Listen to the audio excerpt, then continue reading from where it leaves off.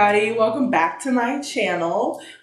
Today's video is going to be, as you see by the title, some baking tips and tricks that I know for myself.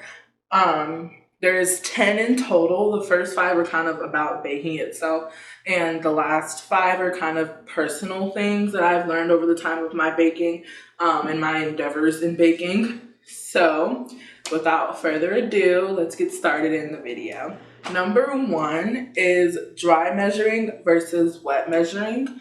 So when it comes to measuring, you want to use the appropriate cups for measuring. There's dry measuring cups and there's wet measuring cups. Dry measuring cups are the ones that look like this. You want to make sure you use these only because it's tailored to dry measuring. Along with measuring, it comes into number 2, which is spooning the ingredients into the measuring cup. When you scoop, you kind of get air bubbles, and when you like bang it on the counter, it'll kind of get everywhere. I've had it happen many times. So you scoop it with a spoon into the measuring cup so that you don't have as many air bubbles, which does tend to really help with what you're doing. Number 3, properly read your recipe. This is one of the most important ones that I can kind of say, solely because if you don't, it can really mess up things. So what you want to do is the first time, read your recipe all the way through, read it again so that you really don't get confused on things.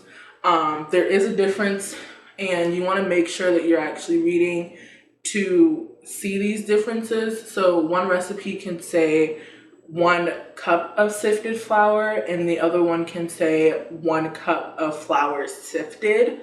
There's a difference in these two.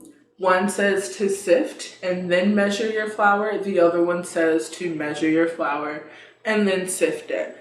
It makes a huge difference when it comes to baking, solely because 1 cup of flour is slightly more than 1 cup of sifted flour, because the sifted flour, it kind of aerates it and reduces how much flour you're working with. It's all the same measurement, however, the consistency in which you're baking will be different. Number 4 is for creamier products, use room temperature items.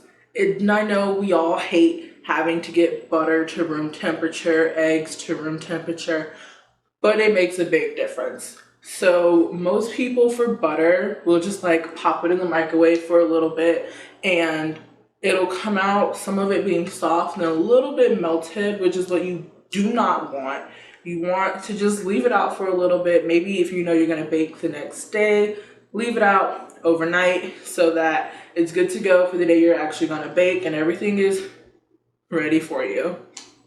Number 5 is sticky things. When it comes to measuring sticky things, it is a pain. We all know, we've all experienced measuring things like honey, measuring things like peanut butter. So there's like a couple different tricks that people do. You can do the saran wrap method, where they wrap the measuring cup in saran wrap and then kind of just like squeeze it into whatever you're making your dessert in, or whatever you're baking, whatever you're making it in. But what I like to do personally is I will either butter or spray with like a baking spray, whatever cup I'm using, and then measure it in there so that it kind of just like plops out on its own. You're not really wasting saran wrap, and it takes a small amount of spray and butter to get the job done. These next 5 are kind of ones that I've personally learned over time, and they're not really in order, I guess I could say. None of these were, but it kind of just basically something that I've learned over time. So number 1 is, do not be intimidated by fancy tools and machines that people use to create whatever they want. So I have my stand mixer, which is fantastic to use. It makes things a lot easier. However, I also resort back to the basic whisk, and a bowl. A lot of my products that I bake, I use a whisk and a bowl solely because for me, it's not about what will get things done quicker. It's more so what I know will mix properly and what I'm comfortable using. I do love my mixer. Don't get me wrong, I love it. But I also love the simplicity and the easiness of using a whisk and a bowl. Also, you get a good workout. Number 2 is take time to learn about what you're baking and to learn how to bake. It's easy to be an amateur baker. All of us are in some kind of way. But when it comes to baking, it's not something that you can get up like spaghetti, get up, cook it, you're good to go. Baking, it's more of a temperamental thing, and it's kind of like, it's a little on the sensitive side, if I would say.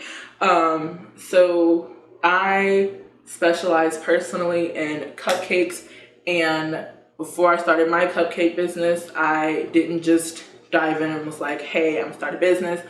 I took time to learn and develop my skill when it comes to baking. With anything, you want to develop your skill with whatever you're trying to do. Even if you're just going to be baking for yourself, it's something that you want to take your time with. It's all going to taste the same, yes. However, if you know you took your time and you really went through something and did the hard work to get it, it's going to make you feel a lot better about it when you eat it. Number 3, accept that you're not perfect and that your baking will not be perfect. Don't be afraid to make mistakes. I've burnt numerous things, messed up recipes. It happens. Don't be afraid and don't beat yourself up over it, which I know I've done in the past. I've gotten upset with myself about doing something and it discouraged me to move forward. Don't do that to yourself. Number 4, accept criticism. So when it comes to baking or any kind of cooking, anything you do at life, you always have a critic. And whether it's a good critic or a bad critic, you're always going to have a critic no matter what.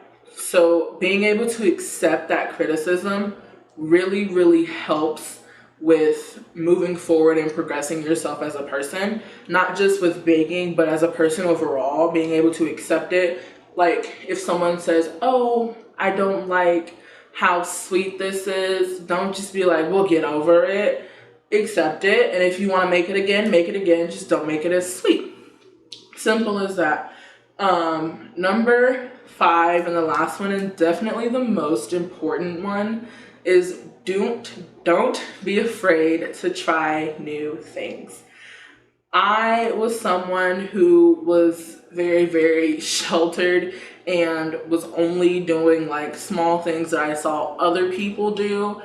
And I learned quickly to break out of my shell and try new things. It's very, very important to do that solely because you grow as a person and you'll grow as a cook, a baker, or whatever you're trying to do in life. You'll grow as long as you try new things. That is, I cannot stress that like enough, is just trying new things, diving in, and basically going in head first and just going for it.